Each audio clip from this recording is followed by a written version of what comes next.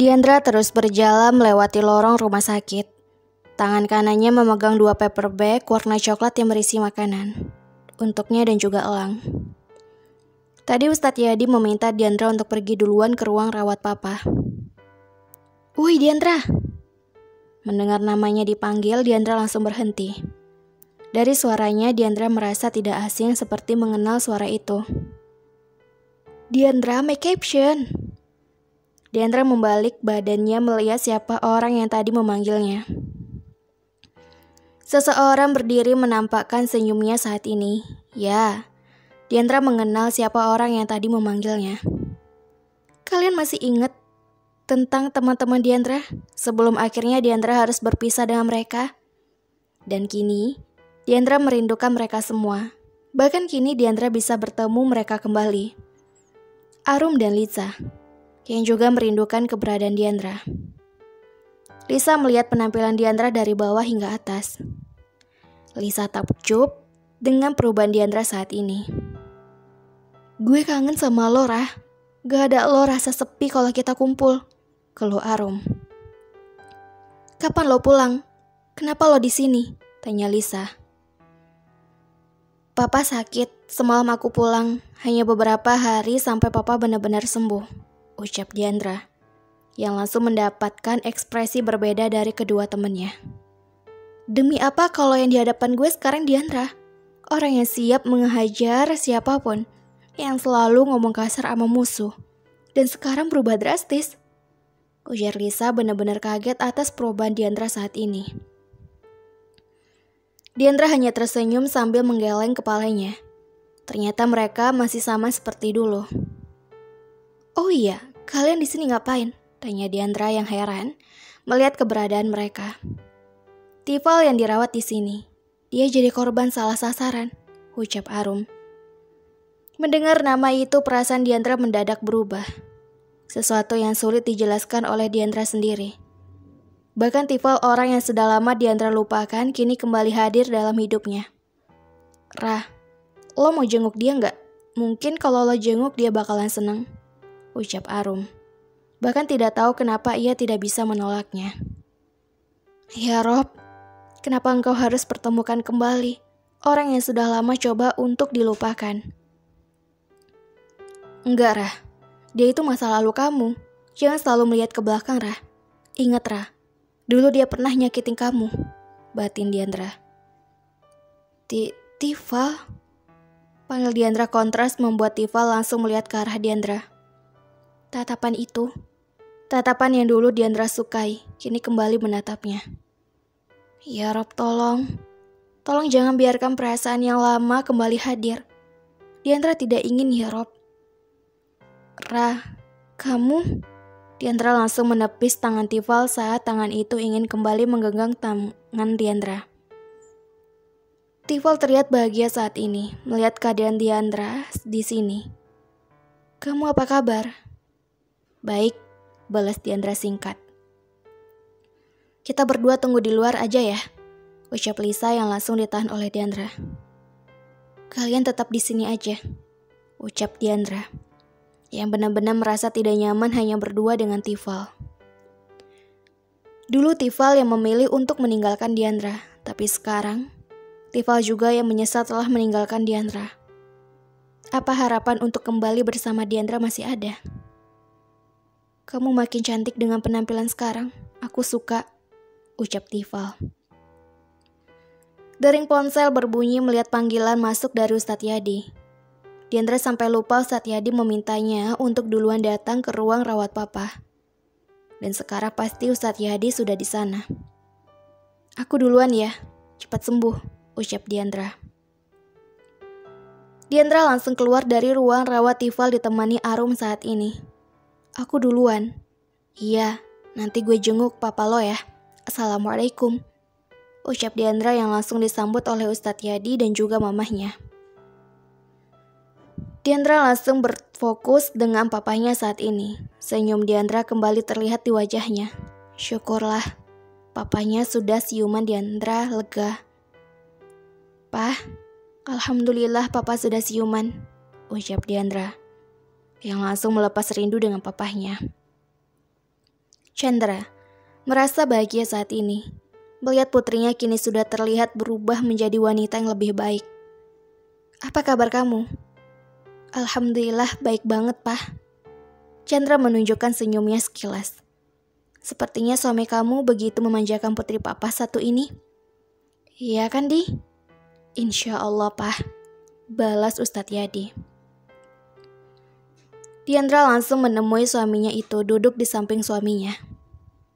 Kalian tahu apa yang Diandra lihat saat ini? Sebuah adegan romantis seperti di film. Kedua orang tua Diandra tetap terlihat romantis di usia pernikahan mereka saat ini. Bahkan satu hal yang Diandra tahu, kedua orang tuanya menolak keras yang namanya tua. Meskipun anak sudah 2, bahkan rambut putih mulai terlihat. Aduh, mamah papa, gak usah uuan lah. Depan Diandra deh, ucap Diandra. Ada manusia lain di depan kalian, lanjutnya. Kalau kamu mau, minta saja suami kamu bersikap romantis seperti ini, jawab Chandra dengan santai. Iya kan sayang, lanjutnya. Kebetulan papa sudah tidur saat ini, bahkan Elang dan juga Ustadz Yadi sedang keluar berdua, kata ada urusan yang harus diselesaikan. Dan kini hanya tinggal Diandra juga sang mama. Mama dengar ada yang pergi honeymoon, kata sang mama. Sadar, mamanya sedang membicarakan dirinya, Diandra langsung melihat sang mama. Bagaimana honeymoon kalian? Pasti kamu senang kan? Diandra nggak bola madu, mah.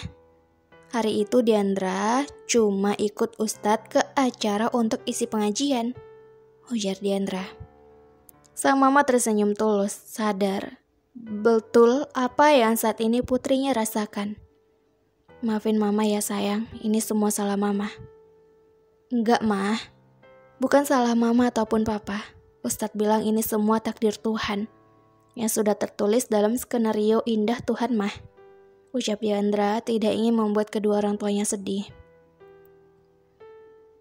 Diandra, kamu harus ingat pesan mama. Status kamu saat ini seorang istri. Mama harap kamu bisa sepenuhnya berbakti pada suami kamu, layani suami kamu. Karena surga seorang istri ada pada suami, ucap sang mama, memberi wejangan untuk Diandra. Diandra mendengarkan baik-baik apa yang baru saja diucapkan mamahnya. Tapi soal menjadi istri yang baik bagi Ustadz Yadi, Diandra rasa dirinya belum sepenuhnya menjadi istri yang baik untuk Ustadznya itu. Malam ini Ustadz Yadi bilang ia harus kembali ke pesantren. Katanya ada urusan mendadak yang harus cepat diselesaikan. Sepanjang perjalanan pulang, Diandra hanya diam, tidak tahu kenapa ucapan mamanya tadi terus berputar dalam otak Diandra. Sampai di rumah, Diandra langsung pergi ke kamarnya disusul dengan Ustadz Yadi. Emang harus banget ya pergi sekarang? Tanya Diandra dengan wajah cemberutnya. Iya. Berarti kita LDM dong, ucap Diandra. LDM? Artinya? Ustadz Yadi tidak mengerti maksud ucapan Diandra barusan. Diandra memasang wajah cemberutnya, tapi entah kenapa bagi Ustadz Yadi itu terlihat menggemaskan. LDM itu artinya long distance marriage. Jelas Diandra mendengar itu, Ustadz Yadi hanya manggut-manggut mengerti. Hanya sebentar, ucap Ustadz Yadi. Melihat Diandra yang masih cemberut dengan langkah 1000, Ustadz Yadi langsung memeluk Diandra. Jangan marah, bujuk Ustadz Yadi.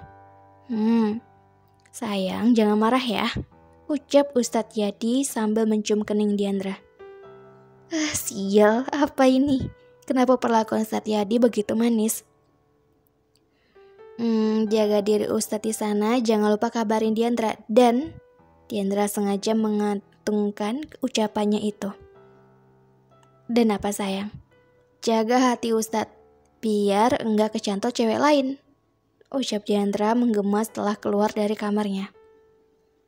Diandra harus sampai keluar dari kamarnya sendiri. Perlakuan Ustadz Yadi begitu manis tadi bisa-bisa kebablasan nanti. Baru saja Diandra mendudukkan tubuhnya di kursi ruang tamu, suara seseorang menggema dari lantai 2. Diandra benar-benar dibuat pusing oleh sikap suaminya saat ini. Sayang, kamu di mana? Diandra sebenarnya mendengar suara Ustadz Yadi, tapi hanya pura-pura tidak dengar. Balasan untuknya, siapa suruh mau ninggalin Diandra, emang enak apa hubungan jarak jauh? Sayang, panggilnya lagi merasa dicuekin Ustadz Yadi, langsung duduk di samping Diandra, menjadikan bahu Diandra sebagai topangan kepala Ustadz Yadi. Sial, kenapa sekarang Diandra merasa suaminya ini bersikap seperti anak kecil bahkan manja dengan Diandra? Apa sih? Sana katanya mau pergi. Jangan marah, bujuk Ustadz Yadi. Astagfirullah, jangan cemberut gitu, bisa-bisa nanti saya hilaf. Belum sempat Ustadz Yadi menyelesaikan kalimatnya, Diandra langsung menatap Ustadz Yadi tajam. Tahu Diandra lagi kesel sama Ustadz. Rajuk Diandra. Melihat Diandra semakin jadi memasang wajah cemberutnya, Ustadz Yadi juga ikut semakin jadi menggoda Diandra. Sudah saya bilang jangan buat saya hilaf. Lihat wajah kamu, atau nanti saya benar-benar hilaf. Ustadz Yadi merasa sakit pada perutnya saat ini. Diandra mencubit perut Ustadz Yadi. Gak usah macem-macem, awas kayak gitu lagi. Dimana pelintir ginjal Ustadz. Ancam Diandra terdengar mengerikan. Melihat Ustadz Yadi yang terus mengusap-ngusap perutnya, Diandra merasa bersalah. Pasti sakit sekarang perut Ustadz. Ya Allah, roti sobeknya merah-merah.